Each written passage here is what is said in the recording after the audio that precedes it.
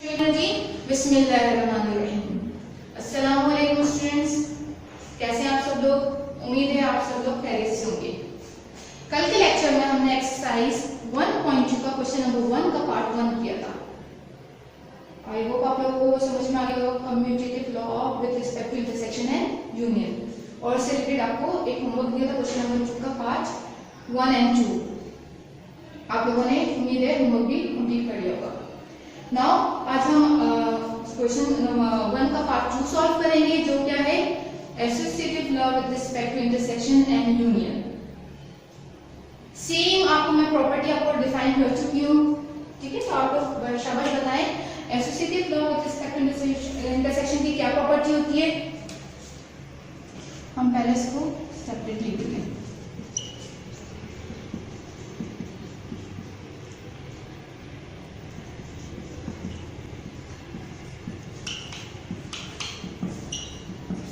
Intersection जी students, क्या property होती है? शाबाश, कैसे बताएं? Yes, A intersection into bracket B intersection C is equal to A intersection B bracket में intersection C. This is the property of associative law with respect to intersection. अब इसमें भी हमारे पास दो साइड है, left hand side and right hand side. तो first we take left hand side.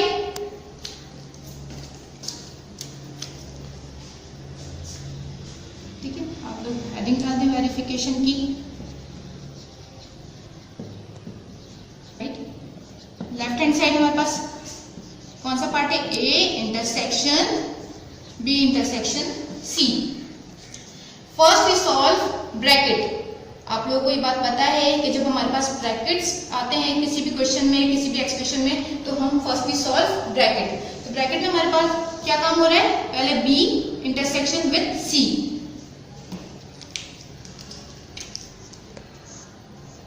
We write B intersection C. What are the elements of set B? Yes, 1, 3, 5, 7. Intersection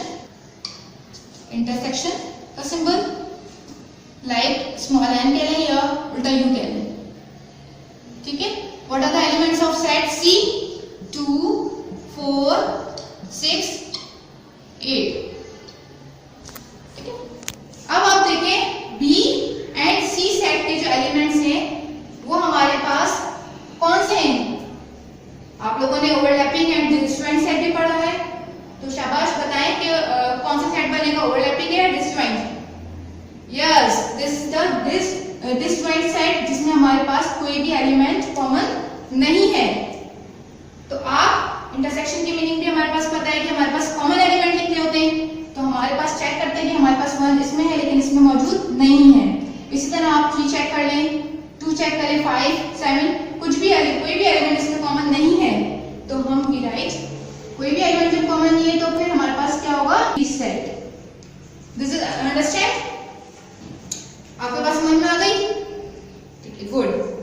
now अब हम इसको मजीद सॉल्व करते हैं। जब हमने बी इंटरसेक्शन जो है इसको सॉल्व कर लिया, फिर इसको इंटरसेक्ट करना है किसके साथ? ए सेट के साथ। तो now comma we write A intersection B intersection C. अब सबसे पहले हम किसके सेट लिखेंगे? ए सेट के एलिमेंट्स जो है 1, 2, 3, 4, 5। इंटरसेक्शन का सिंबल। अब कौन से सेट के एलिमेंट्स लिखेंगे हम लोग? बी इंटरसेक्शन सी का जो रिजल्ट आएगा वो क्या है? एम्प्टी सेट, वैसे नल सेट कह सकते हैं। नाउ अगेन आपको पता है इसमें कॉमन निकालना है, तो एम्प्टी सेट, इसमें कुछ कॉमन, एम्प्टी सेट। अंडरस्टैंड? और इसको आप इस फॉर्म में भी लिख सकते हैं। Are you getting? Okay, good. ये हमारे पास लेफ्ट हैंड साइड सॉल्व हो गया। अब हम सॉल्व करेंगे इसका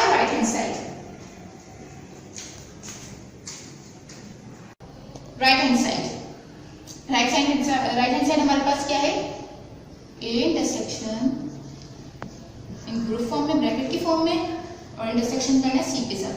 तो first we solve A intersection B. Intersection B. What are the elements of set A? Yes, good. Tell me. 1, 2, 3, 4, 5. Intersection with B element. B set. B set के elements क्या है हमारे पास? Yes, 1. B set के elements क्या है हमारे पास? Yes, 1, 3, 5, 7. Good. इसमें अब देखिए कॉमन, यस, इसमें हमारे पास कॉमन एलिमेंट्स मौजूद हैं।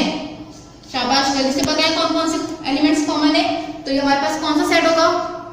डिसजॉइंट, ये ओवरलैपिंग। जिसमें भी एक एलिमेंट कॉमन होता है, एटलीस्ट वन एलिमेंट, तो वो हमारे पास कौन सा सेट कहलाता है? ओवरलैपिंग सेट कहलाता है। ये आप लोग प्रीवियस क्लास में पढ़ चुके हैं। तो हम इंटरसेक्शन जिसमें हमारे पास कॉमन एलिमेंट, ठीक है, आप चेक करते हैं कौन सा कॉमन एलिमेंट है। मैंने आपको बताया था जब आपके पास कोई कॉमन एलिमेंट है तो आप पेंसिल से इसको मार्क कर दें ताकि आपके लिए भी आसानी हो जाए। तो 1, 2 चेक करते हैं, 2 नहीं है। 3 चेक करें, नेक्स्ट नंबर 3 है, यस 3 भी है, पेंसिल से आपने मार्क किया इसको और राइट कर दिया नीचे। 4 नहीं है, 5 है, यस 5 को आपने कट किया क्रॉस, पेंसिल से करना है क्योंकि पेंसिल ही करिएगा। अब कोई एलिमेंट इसके अंदर कॉमन, तो ये हमारे पास इंटरसेक्शन नहीं करेगा।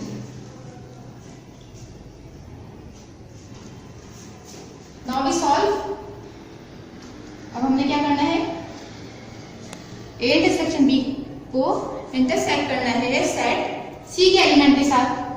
तो हमने क्या राइट किया? A intersection B bracket intersection सी।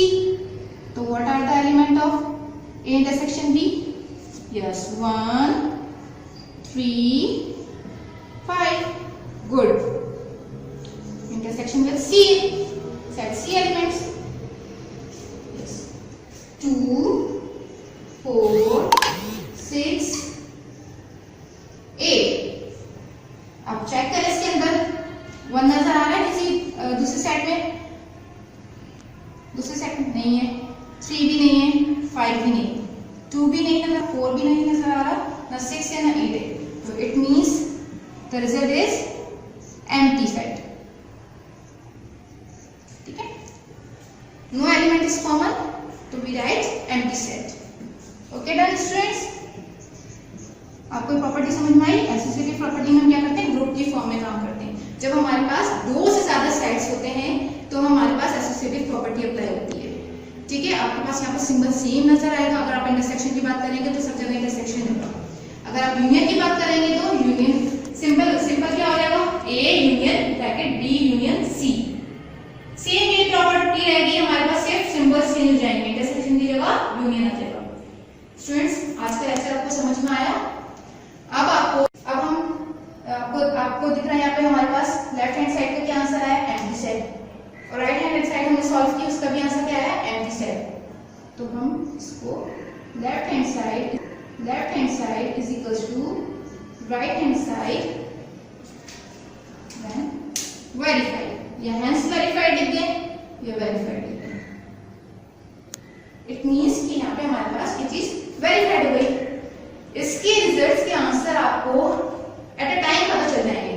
आपको बुक के एंड में मतलब आप चेक करना चाहें तो नहीं मिलेंगे, क्योंकि जितने भी वेरिफिकेशन प्रूफ वाले सवाल होते हैं उसके जो आंसर्स होते हैं उधर ही मतलब आपको शो हो रहे होते हैं, क्योंकि इक्वल टू डाला हुआ होता है, इसका मतलब होता है दोनों साइड्स बराबर है।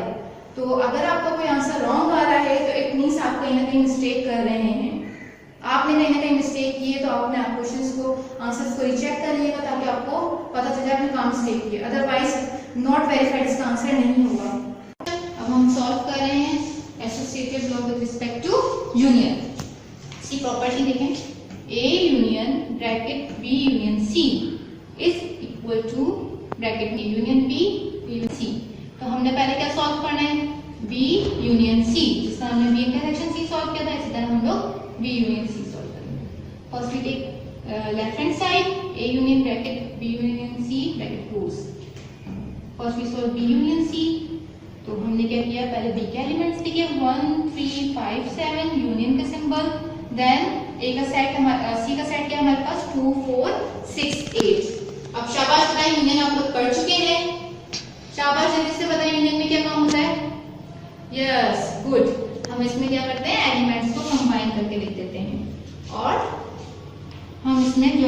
रिपीट होते हैं, हम वो सिर्फ वन टाइम लिखते हैं।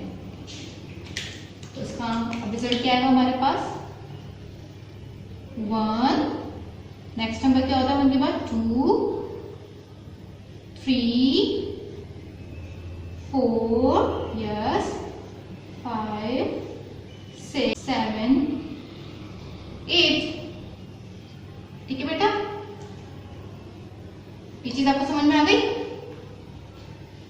1, 2, 3, 4, 5, 6, 7, 8। नाउ अब इस B यूनियन C को हम यूनियन करेंगे A के साथ। तो B यूनियन C के सेट हमारे पास अब क्या आए हैं बताएं आप। ये तो हमने लिखा A का सेट ऑलरेडी, ठीक है। 1, 2, 3, 4, 5 यूनियन का सिंबल, और B यूनियन C हमारे पास बताएं क्या है 1, 2, 3, 4, 5, 6, 7 and 8। ठीक है बेटा, अब हम लोग क्या करेंगे, इन दोनों को यूनियन करना है। सेम वही प्रोसेस है जो हमने ऊपर काम किया है, इसमें भी हम ये करेंगे, कंबाइन करके एलिमेंट्स को लिख देंगे। 1 और 2 टाइम्स से तो हम 1 टाइम, 1 और 2 टाइम्स से तो हम 1 टाइम लिखेंगे। सेट मतलब A में मौजूद था और B यूनियन C के सेट में तो हमारा सेट आया था, इसमें भी 1 है तो हम 1 टाइम लिखेंगे। फिर नेक्स्ट नंबर इसी तरह 2 को भी 1 टाइम लिखा जाएगा, 3 भी 1 टाइम, 4 भी 1 टाइम, 5 भी 1 टाइम। इसके बाद हमारे पास कोई एलिमेंट्स रिपीट नहीं हो रहे तो हम 6, 7 एंड 8। तो आप चेक करें, ठीक है। हमारे पास इसका रिजल्ट आ गया A union bracket B union C का। अब हम कौन सी साइड सॉल्व करेंगे, हमारे पास लेफ्ट हैंड साइड आ गई। अब हम सॉल्व करेंगे राइट हैंड साइड, ठीक है। राइट हैंड साइड में हमने क्या लिखा, पहले A यूनियन B को सॉल्व करना है, ब्रैकेट जो है उसको सॉल्व करना, तो A यूनियन B को सॉल्व करेंगे। तो हमारे पास A के एलिमेंट्स क्या आते हैं 1, 2, 3, 4, 5। अब हमारे पास यूनियन B के एलिमेंट्स क्या है 1, 3, 5 एंड 7। ठीक है बेटा, आप लोगों को यूनियन का भी मैंने पिछले जो भी हमने किया है सॉल्व लेफ्ट हैंड साइड, उसमें भी हम लोगों ने यूनियन अगेन रिपीट कर लेते हैं। यूनियन में हम क्या करते हैं, एलिमेंट्स को मिला के लिखते हैं, और जो सेम एलिमेंट्स आते हैं सिर्फ उसको 1 टाइम लिखते हैं। जैसे सेट A में 1 है और सेट B में भी 1 है, तो हम ओनली 1 टाइम लिखेंगे। ठीक है बेटा, अब हम लोग क्या करें, 1 लिखा, फिर 1 के बाद नेक्स्ट नंबर 2 1 टाइम ही है, 3 इन दोनों में आ रहा था लेकिन 1 टाइम लिखेंगे हम लोग, 4, 5 एंड 7। ठीक, अब हमें क्या हो गया, A यूनियन B मिल गया हम लोगों को।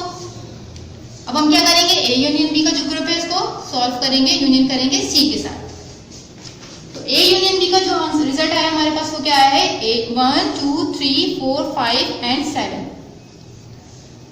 1, 2, 3, 4, 5 and 7. C. Now what are the element of C? 2, 4, 6 and 8. अब आप लोग खुद बताएं मुझे, अभी मैंने आप लोगों को सब कुछ समझा चुकी है, आप शाबाश, आप लोग मुझे खुद जवाब देंगे। Yes, good. 1, 2, 3, 4, 5, 6, 7 and 8। तो आप लोग चेक कर सकते हैं, हमने लेफ्ट हैंड साइड सॉल्व की थी, ये हमारे पास राइट हैंड साइड है, दोनों के जो आंसर्स हैं रिजल्ट्स हैं हमारे पास सेम सेट्स बन गए। तो इट मींस कि हमारे जब वेरिफिकेशन वाले सवाल होते हैं तो उनके जो आंसर्स होते हैं वो हमें उधर ही डायरेक्टली पता चल जाता है कि left hand side equal to right side होनी चाहिए। अगर इसमें कोई आंसर आपका रॉन्ग है, कोई एलिमेंट मिसिंग है, तो इट मींस आप कहीं ना कहीं मिस्टेक कर रहे हैं, आप उसको दोबारा से रीचेक करें कि आपने कहीं ना कहीं मिस्टेक्स की होगी। अंडरस्टैंड? तो हम लोगों ने सॉल्व कर लिया है। अब क्या करेंगे हम, left hand side is equal to right hand side. शाबाश, क्या लिखेंगे इसके नीचे, वेरीफाइड। ये नहीं कि आंसर रॉन्ग आ रहे हैं तो आप लोगों ने लिख दिया नॉट वेरीफाइड, ये लाजमी वेरीफाइड होते हैं, ये याद रखिएगा बात।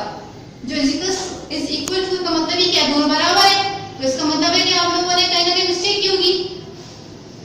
हमने क्लास में करवाया है क्वेश्चन नंबर 1 का 2 पार्ट, इस तरह आपका होमवर्क है क्वेश्चन नंबर 2 का 3rd पार्ट। इससे रिलेटेड है प्रॉपर्टी उसमें डायरेक्ट प्रॉपर्टी लिखी हुई है, तो आप उसको सॉल्व कर लीजिएगा। वमा अलैना इल्लल बलाग।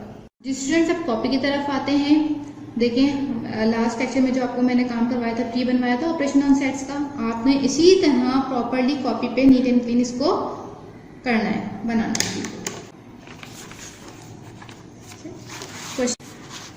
1.2 का एक्सरसाइज 1.2 का क्वेश्चन नंबर 1 का पार्ट 1 और 2 जो मैंने आपको क्लास में करवाया था। अब इसका जो होमवर्क पार्ट था आप कॉपी से टैली कर लें। देखिए आपके आंसर, आपको मैंने पहले भी बता चुकी हूँ बात कि वेरिफिकेशन वाले सवालों के आंसर्स आपको डायरेक्टली पता चलेंगे कि रॉन्ग है या राइट। अब ये देखें, left hand side right hand side दोनों बराबर आ गई।